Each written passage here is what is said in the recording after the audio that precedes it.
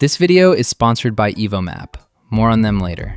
Since GPT 5.5 came out, Codex became my most used app ever. I'm building my own apps now, automations, and it even replaced my OpenClaw agent for some simple tasks. This is the ultimate beginner's guide to OpenAI's Codex. By the end of the video, you'll know exactly how to use Codex and all of its most important features, putting you ahead of most people using it. So, Codex is OpenAI's coding agent that works on your computer and you can delegate real work to.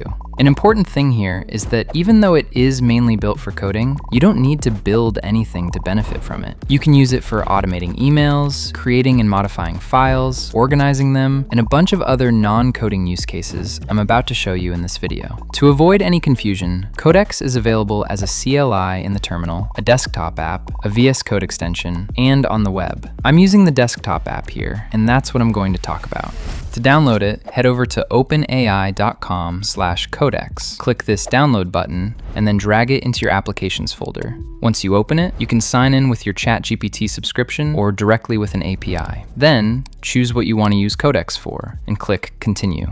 And that's pretty much it. This is what the Codex app looks like. On the left side, we have the sidebar with all of our chats and projects. And on the right is the main workspace, where we can prompt our agent and do the actual work. There are also a few shortcuts that are worth knowing. So if you press Command+B, you can toggle the sidebar on and off in case you want to focus more. And Command-Option-B opens up this right side panel as well. In the prompt box, there's also a few things you should know about. You can switch the model here if you want, but honestly, I'd recommend just using the latest one available, as well as adjusting the reasoning level depending on how complex the task that you're working on is. You can also configure how much permission you want to give your agent. Default permissions means Codex will stop and ask you before it does anything important, like running commands, installing packages, or making certain changes. This is what I'd recommend using, especially at the beginning. But if you want Codex to work more on its own and move faster, you can choose auto review or even full access. But enough yapping. Let's build a simple project so you can actually see how Codex works. Let's start by choosing a project. You can think of it as the folder Codex is going to work in, and where it's going to create and modify files. We can create a new one, or in my case, I'm going to choose an existing one that I prepared for this demo. Now I'm going to paste in this prompt describing what kind of app I want to build. In my case, it's a simple Pomodoro timer, so I'm just going to send it. It might take a while, so I'm going to speed it up a little. By the way, here's what the approval message looks like. Codex basically stops until you approve or decline the request it's asking about.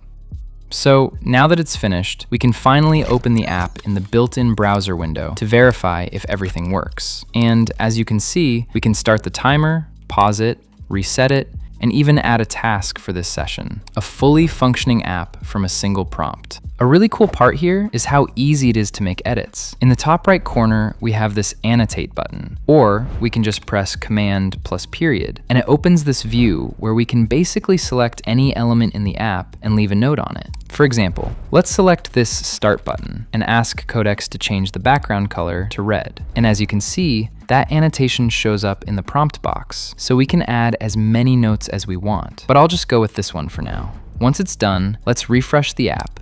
And as you can see, the change is made perfectly. And by the way, everything Codex just created is actually stored locally on my Mac, inside the very folder I chose earlier. So I can open those files in a code editor, edit them manually, or even make another agent work on that same project. Also, inside a single project, you can have multiple chats, in case you want to work on different parts of the same app in parallel. For example, in one chat, you can improve the design. In another chat, fix a bug. And in another one, ask Codex to explain how the project works, without mixing everything into one giant context window. But you don't always need to work inside a project. There are lots of tasks that don't require Codex to create or modify files, and those can be done in a normal chat. For example, I can ask Codex to look at my Gmail and tell me if there are any sponsor emails from the past month that I forgot to respond to, so I don't have to spend my time doing it manually. But if you actually want to connect Codex to the apps you're using daily, you need to install plugins. In the sidebar, there's this Plugins tab, where you can find a bunch of them. Plugins are basically add-ons that connect Codex to other apps and tools, like Gmail, Notion, Slack, Figma, and a lot more.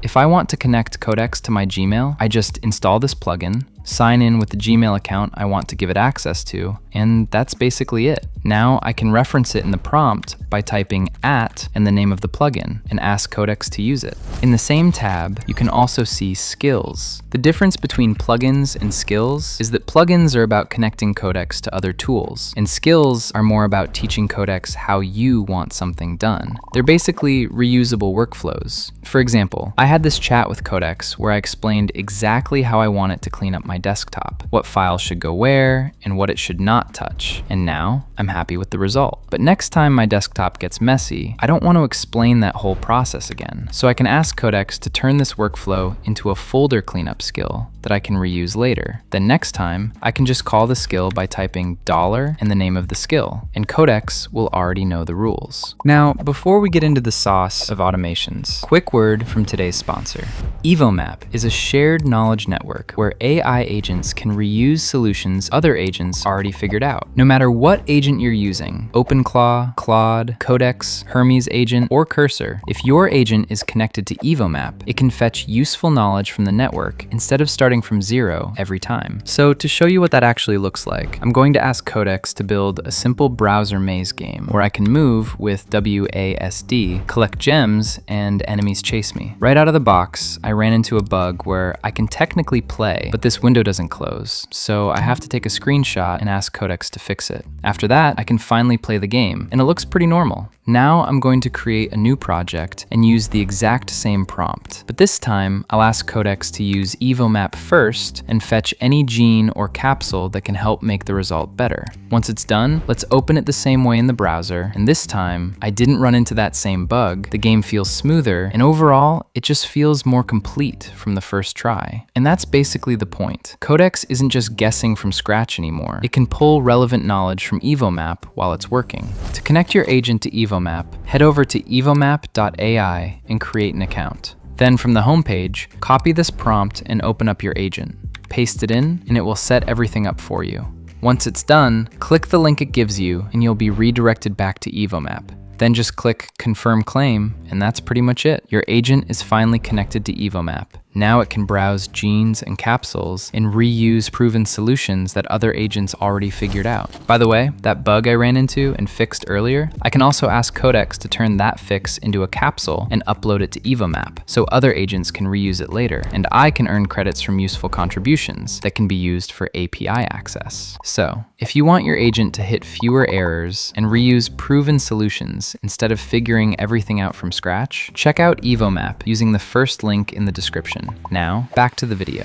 Automations are one of my favorite parts of Codex. They're basically scheduled tasks that can run regularly and automatically. So, if I click New Automation, I can type any prompt here. For example, I can ask it to check my Gmail, figure out what emails I need to respond to, and write drafts in my voice based on emails I've sent before. Then, I can choose where this task is going to run. Since this doesn't need to edit or create any files, I don't need to run it locally or in a work tree. I can just use a regular chat. And then I choose the interval, how often this task should run, and at what exact time. After that, I click Create. And now I have a simple automation where Codex can check my emails every day without me doing anything. And obviously, this doesn't have to be email. You can schedule pretty much any repeatable task you'd normally ask Codex to do.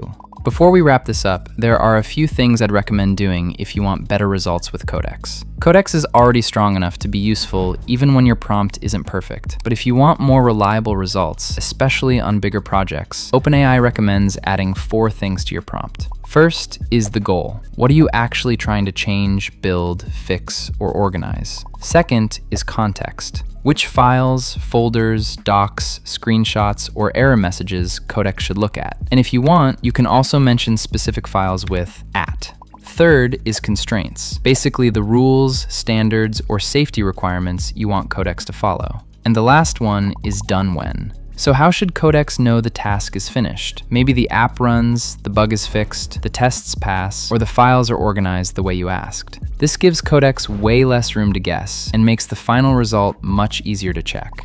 If you're working on something more complicated, ask Codex to plan before it starts coding. You can do that by typing /plan or by clicking this plus button and turning plan mode on manually. This is really useful when you have a rough idea of what you want, but you're not exactly sure how to explain it yet. You can ask Codex to look through the project first, ask you a few questions, and only start building once it understands the task better. Finally, if you have some strict rules for a project, set up a tiny agents.md file so you don't have to repeat yourself. You can think of it as a README, but for agents. This file gets loaded into context automatically, so a short and accurate agents.md is way more useful than a long file full of vague rules. For example, you can tell Codex where the main files are, how to run the project, what command to use for testing or linting, what folders it shouldn't touch, and what it should check before saying it's done. Start with the basics, then add new rules only after you notice Codex making the same mistake more than once. If this video helped you out, subscribe to the channel, and I'll see you in the next one.